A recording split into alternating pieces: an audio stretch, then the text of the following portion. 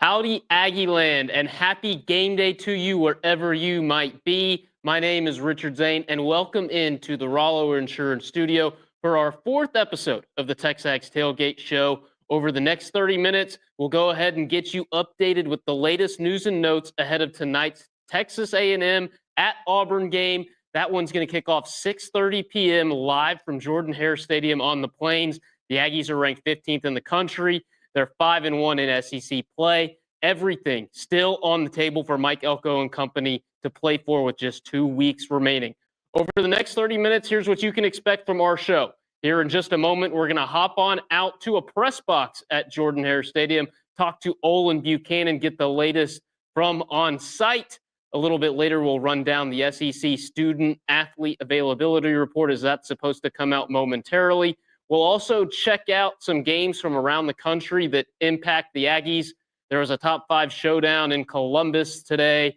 There was a team in the SEC going down, one of those 2-loss teams. The SEC standings a little bit less jumbled than they were when we woke up this morning. And, of course, the Big 12's getting really chaotic as we speak. And then, of course, on the way out, I'll share with you some predictions that I might have for tonight's Texas A&M versus Auburn game.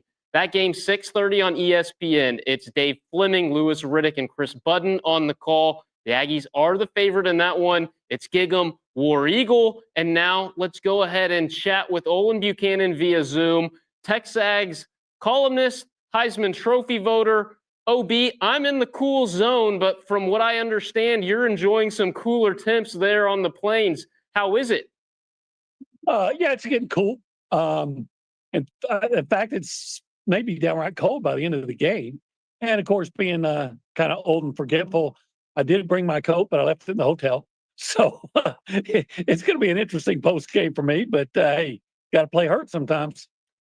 It's one of those situations where you would rather have it and not need it, and it seems like you might need it and you don't have that coat there, OB. That's exactly the case. I can only blame myself and my forgetful nature. I can't make fun of you too much. My mother would remind me of the time we went on a road trip to Victoria, Texas to see my aunt and uncle, and I got in the car without any pairs of shoes for the entire weekend. So I won't make fun of you there, OB. Unlike when you made fun of me for misplacing my phone on the way to Omaha. Yeah, that was pretty funny, though. That was pretty funny. Olin, tell me about it. What do you expect to see from the Ags and the Tigers tonight? I know that's a very broad question, but take it however you want to, sir. Do we ever really know what to expect from the Aggies on the road? I mean, they looked great at Florida. They looked very mediocre at Mississippi State. Of course, they looked, let's face it, they did not look good at South Carolina. So I don't think we ever really know what to expect from the Aggies, especially when they're on the road. I do think you're going to see both teams rely heavily on their running game. And both teams feel pretty good about their defenses. So maybe a low-scoring game. But again, the last time A&M was on the road, quite frankly, I thought they'd win.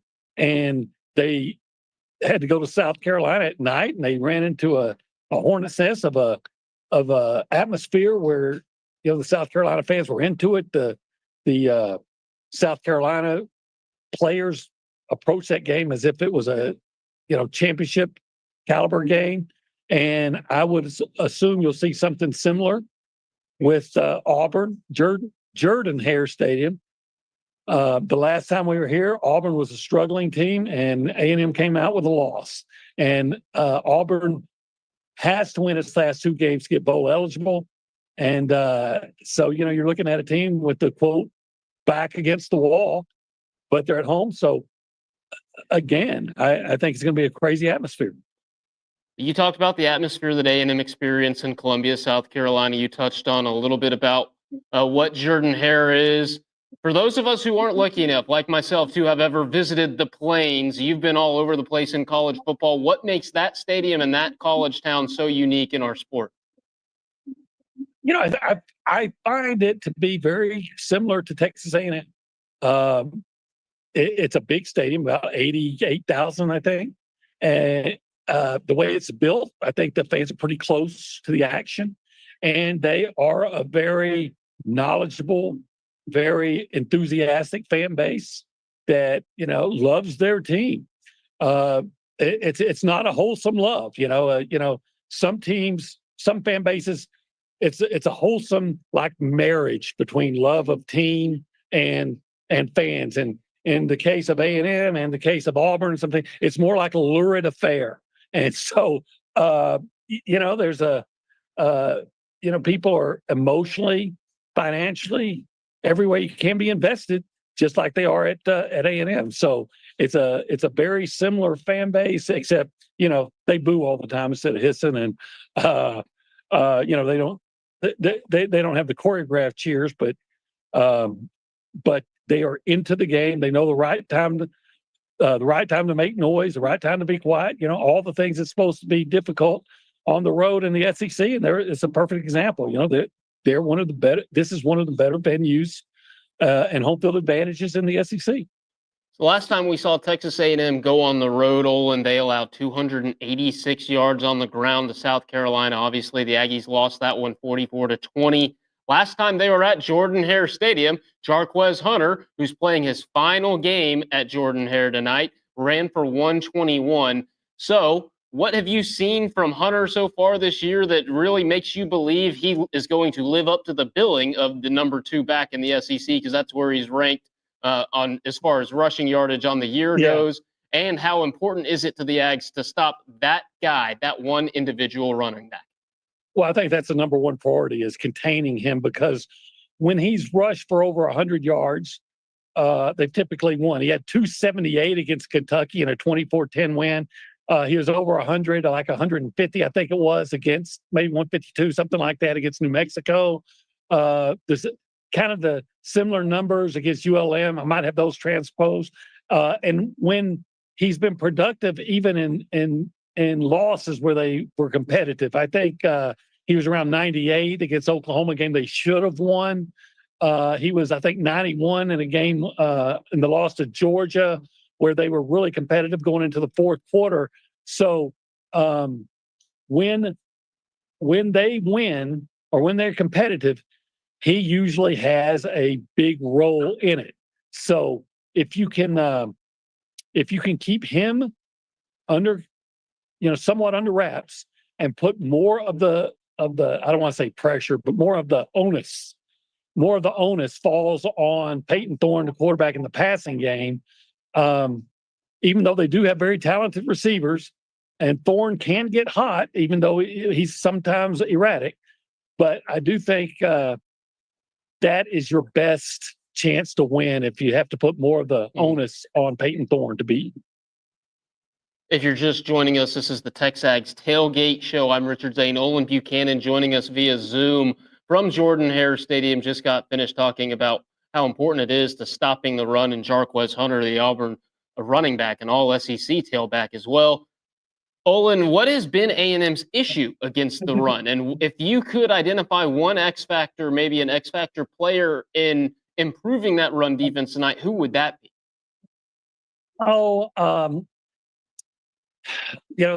To me,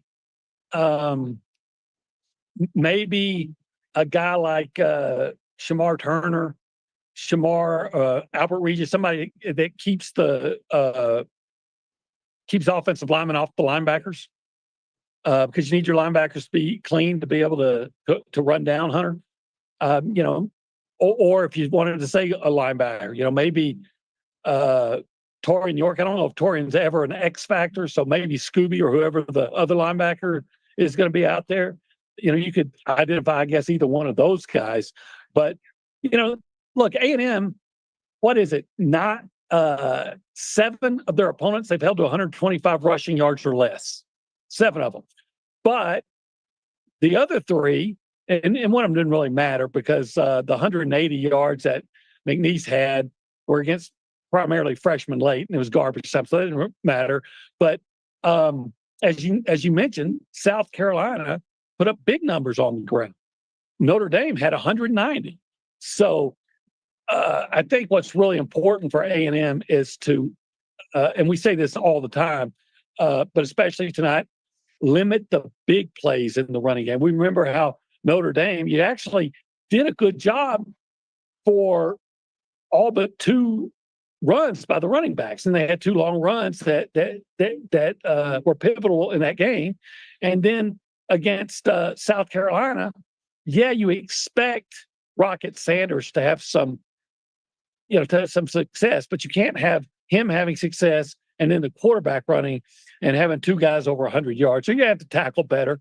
And again, in the running game, your linebackers are so important. So get your interior linemen to keep them clean, and linebackers actually make the plays.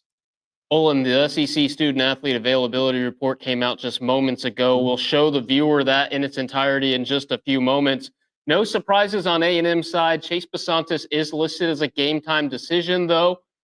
On the Auburn side, it's the tight end, Rivaldo Fairweather, wasn't listed on any of them earlier in the week. He's now listed as a game time decision. Do you have any reaction to that?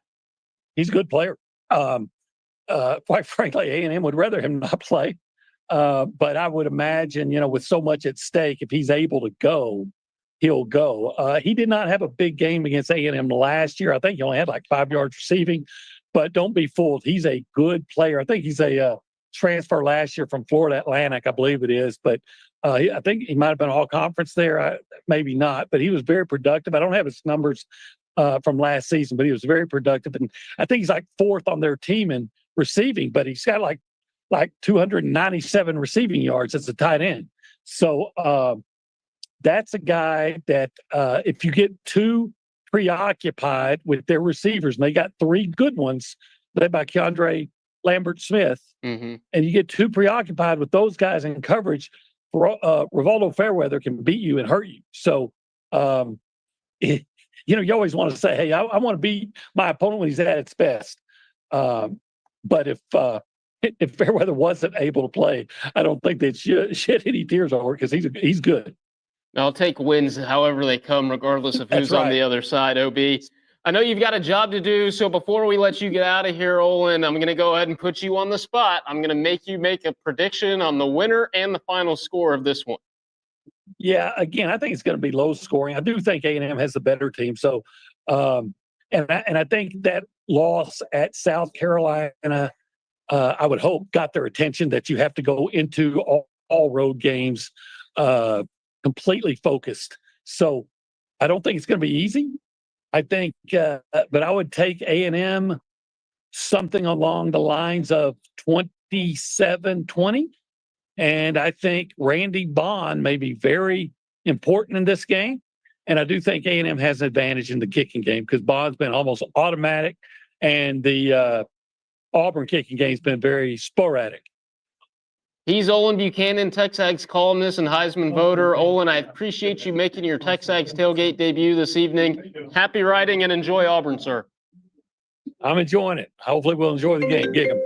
Awesome. That's Olin Buchanan. We'll see you later, and we'll obviously be checking out what Olin has to write pregame on the other side. Now, I mentioned it a few moments ago, we're going to go ahead and react to that SEC student-athlete availability report.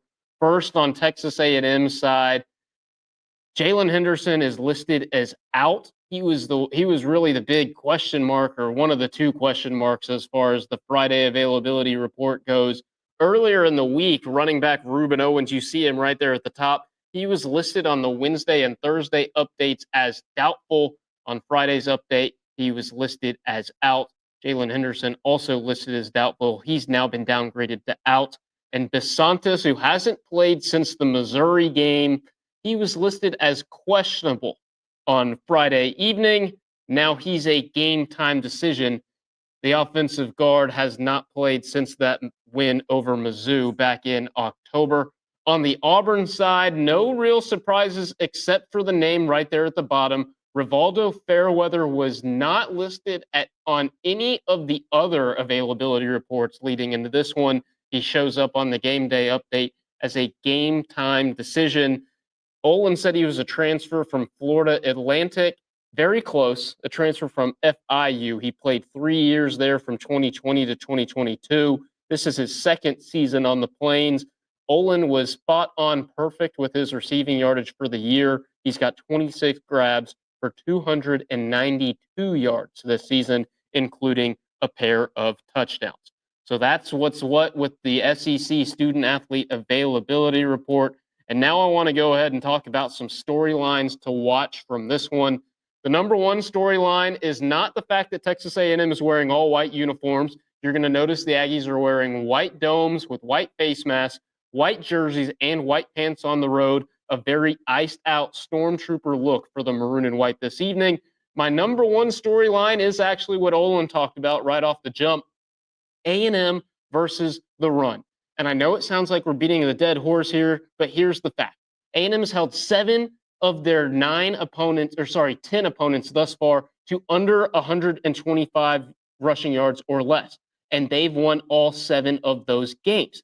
The 2 outliers, or 2 of the 3 outliers, I should say, are Notre Dame and South Carolina. The Fighting Irish ran for 198 and 2 scores on opening night. The Gamecocks ran for 286 and 3 touchdowns on the ground 3 weeks ago, I should say, in Columbia, South Carolina. It's Auburn running back Jarquez Hunter. He's the guy to keep an eye on. He is second in the Southeastern Conference, 1,015 rushing yards, 5 touchdowns. He's a big play threat. He can get loose and get into open space, and he can be gone. He's got an SEC leading 6 runs of over 30 yards. So keeping him contained is going to be a massive key. You heard Olin say it. It's the number one key for the Aggies to find some success at Jordan-Hare Stadium tonight. My second storyline is that Auburn is 4-6, and they're playing for their bowl eligibility lots. Now, beyond that, Hugh Freeze could be coaching for his job. It doesn't seem that way. It doesn't seem like the seat is all that hot on him just yet. But Brian Harsin was fired after 2 years in which he had losing records in back-to-back seasons. Harsin went 6-7 in year 1. He followed that up with a 5-7 season in year 2, and that was it. Freeze is down. Their bowl eligibility is down to their last hope. They have to beat A&M. They have to win the Iron Bowl next week, or else there is no postseason bowl football for the War Eagle. So A&M has much more to play for down the stretch, but do not underestimate a desperate team or a tiger that is backed into a corner. So it's important for A&M to not be looking ahead. That's my third storyline to watch this weekend. There was a very viral slip of the tongue from Coach Mike Elko on Monday. He was asked about Texas. He meant to say that our focus is on Auburn. He slipped up and said it was on Texas. Of course, the question was Texas was in the question. Auburn was not. Everything all of the Aggies have said outside of that one slip of the tongue is that they are supremely focused on the task at hand, and that is beating Auburn in Week 13 at Jordan-Hare Stadium.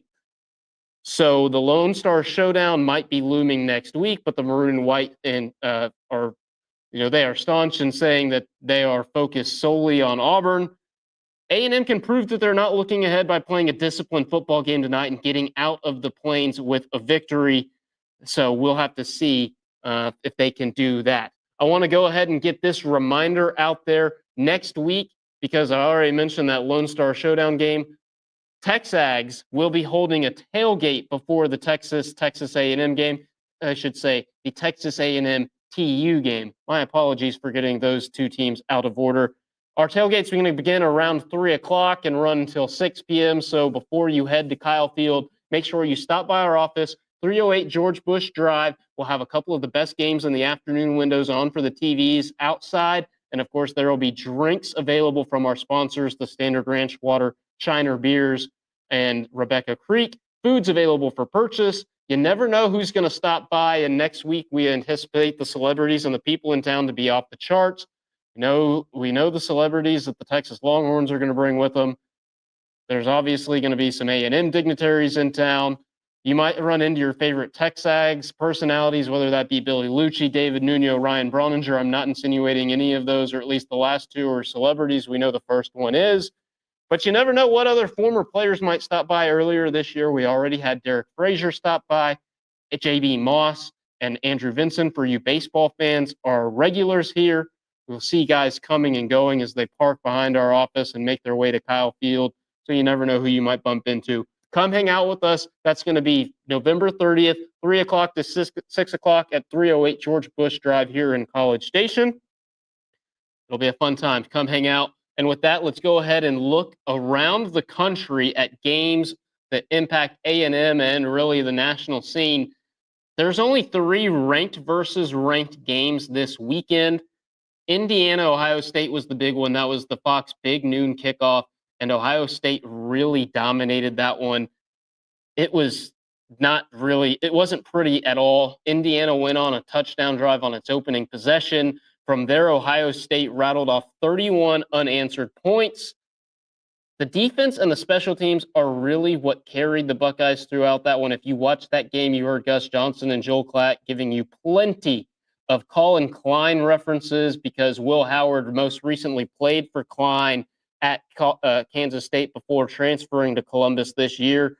Will Howard was not really that impressive. Neither was the Ohio State offense. The Bucs scored 38 points and only had something like 315 yards of offense in this one. Special teams capitalized on a fumbled snap on a punt, gave them a short field. They only had to go 5 yards for a touchdown. That was their second score of the day. And then moments later, they returned a punt for a touchdown to go up 21-7. They held Indiana to 151 yards of total offense, and 75 of those came on a touchdown drive in the fourth quarter when Ohio State was already up 31-7. So another Ducks versus Bucks rematch is kind of on deck for us. All Ohio State has to do is take care of a hapless Michigan team next week. That's your likely Big Ten championship game matchup, December 7th in Indianapolis, Oregon versus Ohio State. The Ducks won the first meeting in Eugene. It's also time to accept that both of those teams are probably going to make the 12-team college football playoff. Ohio State's resume is now validated. Previously, their lone win was that Penn State game. Penn State's getting a ton of trouble in Minneapolis as Minnesota and the Golden Gophers are giving them trouble. Penn State's played nobody. They've been unremarkable in doing it. Indiana's been a great story. Kurt Cignetti, likely a Coach of the Year finalist. He has had them 10 wins, like their first 10-win season in decades, 10-1 now. They have 1-10 Purdue, 1-9 Purdue next week. I expect both Penn State and Indiana to roll. So those are going to be 1-loss, maybe 2-loss teams if Penn State can't get out of Minneapolis with a win tonight. So that could really free up some spots. I don't think either of those teams are college football playoff caliber resumes, but we'll see what the committee does. They obviously like them having them ranked so highly so earlier in the year. The big news in college football is that Ole Miss went down their college football playoff hopes, according to ESPN, down to 4%. Their chances of making the SEC championship game in Atlanta now eliminated. They can't get there. They lose in Gainesville 24-17. Since Scott Strickland made that affirmation in Billy Napier 2 weeks ago, the Gators have won back-to-back games. They beat LSU and Ole Miss. That's ranked opponents. The other thing you saw die in Gainesville was Jackson Dart's Heisman candidacy. He finished 24 for 41, 323 yards, 2 touchdowns, and 2 picks. Both of those picks coming in crucial moments of the game. He threw one in the end zone with about a minute and a half remaining. However, Ole Miss's defense got the 3-and-out they needed. And then what did Jackson Dart do? He threw an interception with 18 seconds to go. That really sealed the loss. Colorado is getting all they can handle from Kansas. That score 30-21 entering the fourth quarter, that game being played in Kansas City. And then BYU trying to mount a comeback about 10.5 minutes remaining in Tempe. Arizona State and Cam Scadaboo lead that one 28-17. Now, here's what gets interesting. If the results hold in the Big Ten and Iowa State does what we expect them to do in Houston tonight, there could be a 3-way tie with Colorado, BYU, Arizona State, and Iowa State at 5-2, I believe, in conference. And that would be a 4-way tie in the Big Ten with just 1 week to play. And then the other game I've got earmarked and I'm keeping an eye on and will be watching during the A&M game is that Army fans. That's a terrible slip of the tongue. Army versus Notre Dame, number 19 versus number 6. Army's 10-0. They're going to be playing they are trying to play to reach the American Conference Championship game. They are 10-0 for the first time, I believe, in school history, or they're playing to reach 10-0 for the first time in school history. A win would pretty much guarantee Notre Dame's spot in that 12-team field. But if Army could get a win, what a story that could be. That game's being played in the Bronx at Yankee Stadium. Another game I'm keeping an eye on is Alabama at Oklahoma. Alabama, of course, is that team that those three teams that currently have 2 losses in the SEC. That's the team that's kind of at the top of the 3, Alabama, Georgia, Tennessee, to reach Atlanta versus the winner of the Texas A&M Texas game, assuming A&M takes care of business in Auburn today. And then Miami beat Wake Forest earlier today, and SMU clinched its spot in the ACC championship game. All Miami has to do is win next week. If Miami loses, then Clemson could backdoor its way into a conference title game. That would open up Clemson for a chance to reach the college football playoff. They're ranked 19th in the college football playoff entering this week, I believe. Cade, please correct me if I'm wrong. Time to get to my 5 predictions. We've got about 5, maybe probably going a little bit long, Cade. I apologize. Cade running the program for the first time wearing that Tottenham Hotspur shirt. Talk a little bit about Tottenham at the end of this one as well. 5 predictions for this one. First off, I think Amari Daniels and Jarquez Hunter, I know they're on different teams, but I think the 2 of them together combined to go over 250 yards rushing. We obviously already talked about what Jarquez Hunter has meant to this Auburn offense and the running game as a whole, and what he did against the Aggies the last time they matched up. Amari Daniels would have run for a career high last week against New Mexico State if they didn't take him out after 5 carries. He had 84 yards on those 5 carries. His career high is 91 yards. This is going to be the first time we see him as the true feature back.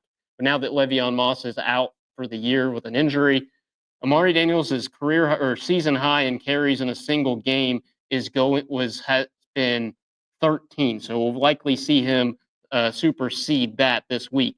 My second prediction this week is that Nick Scorton, and I know this is a prediction I made last week, Nick Scorton's going to register at least 2 sacks of Peyton Thorne tonight. He hasn't gotten to a quarterback since he was credited with a half sack against LSU. He only has a half sack in his last 4 games. However, Peyton Thorne's been sacked 23 times this year. He's been sacked at least twice in every SEC game. He's been sacked at least thrice in every SEC game except the loss to Arkansas. And Kentucky sacked him 5 times. Last time the Aggies saw Peyton Thorne at Kyle Field, it was one of the worst quarterback performances you've ever seen in the history of football. He was 6 for 12 for 44 yards. The Aggies dropped him 5 times in that game. Give me Nick Scorton for a pair of sacks in this one.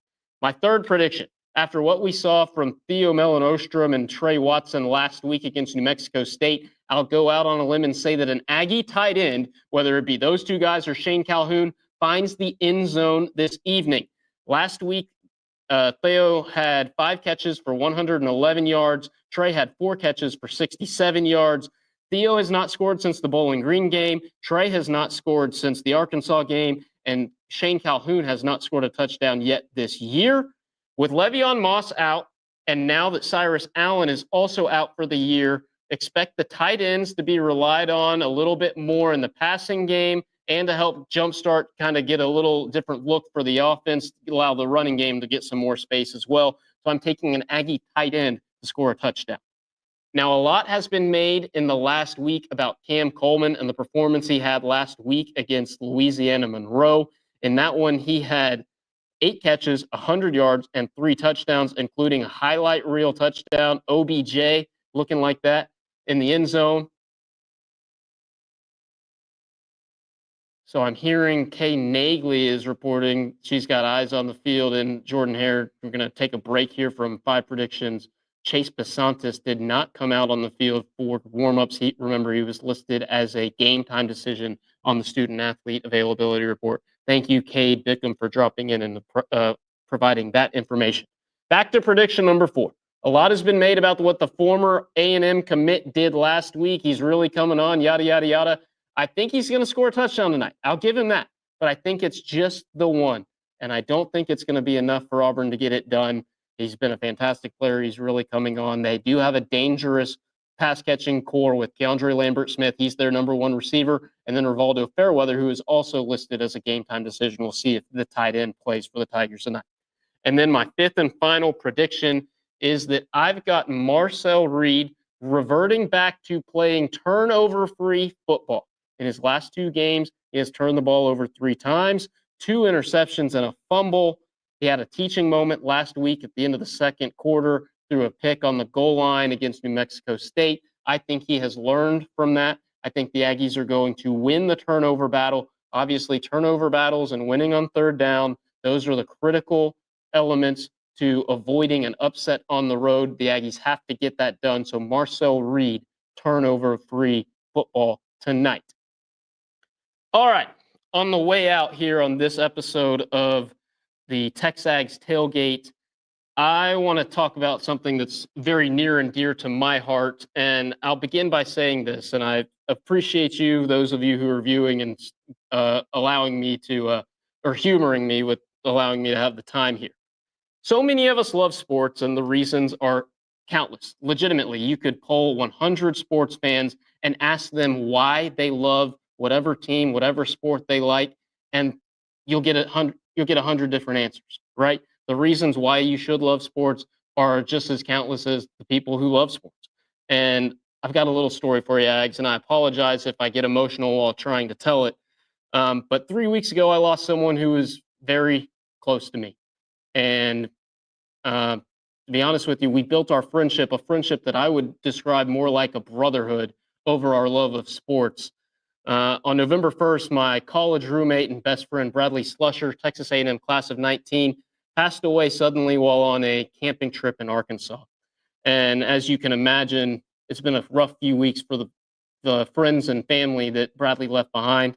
He left behind a wife, both of his parents, 3 grandparents, a brother, a sister-in-law, and countless friends, of which I am not a rare friend. Bradley had tons of friends.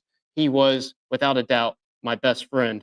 And that brings me back to the sports because beyond loving his Fighting Texas Aggies, Bradley loved Tottenham Hotspur. How a kid from Lufkin, Texas fell in love with a football team, an English football team in North London is still a mystery to me. But this morning, Tottenham was playing a pretty big match against Manchester City. And for those of you who aren't soccer fans, I'll give you a brief little background on why it was so important. Manchester City is the giant of English football right now. They've won the last 4 Premier League championships. They've won 6 of the last 7. They won the Champions League in 2023. They are, without a doubt, the best team in England right now. They haven't lost a match at home, or at least they hadn't lost a match at home in over 2 years. So this morning, I texted Bradley's brother, Jeff, and all I said was "Coys," which stands for "Come on, you Spurs," a common chant and yell that Tottenham fans have, and you'll hear it all the time, whether you're watching them on TV or going to a match. And he sent me back 2 photos. One was a pint of Guinness and a shot of whiskey with a scarf wrapped around it, holding Bradley's seat, his place at the pub in Dallas that they were watching the match at. And the second one was a bunch of smiling faces. And as you can imagine, smiles have been few and far between over the last few weeks. And in that photo was Jeff's wife, Tara, Bradley's wife, Katie, Bradley's parents, Stephen and Julie, and a handful of friends I recognize from our time at Texas A&M. So that really made me emotional, and that was just before the match even started. And it was awesome to see all of those people smiling. And then Tottenham scored a goal. And then they scored a second goal. And then they scored a third in the second half and a fourth late in the game to really seal the deal as celebrations began all around North London. And that made me miss Bradley like crazy. I miss him like crazy every day. It made me miss him a little bit more. I don't know if he had a part in that Tottenham victory from heaven, but I know wherever he was smiling ear to ear, just like the rest of us. And that gave me another reason why I think sports are awesome. So often they make us feel 10 feet tall when our team knocks off a top 10 opponent or a team wins a championship. And oftentimes they make us feel about this big when we lose a game we shouldn't have, a feeling Aggies know all too well. But sometimes, even when you have a heavy heart for reasons that are way more important than sports themselves, sports can actually give you a reason to smile, a little bit of joy, even just for a moment. So I'll leave you guys with this as we wrap up this edition of the TexAgs Tailgate. Tell your friends and family you love them. Hug them as much as you can. And if you'll join me in answering here for Bradley Steven Slusher, class of 2019, I would greatly appreciate it. Thanks for tuning into this edition of the TexAgs Tailgate Show. Come on, you Spurs, and beat the hell out of Auburn.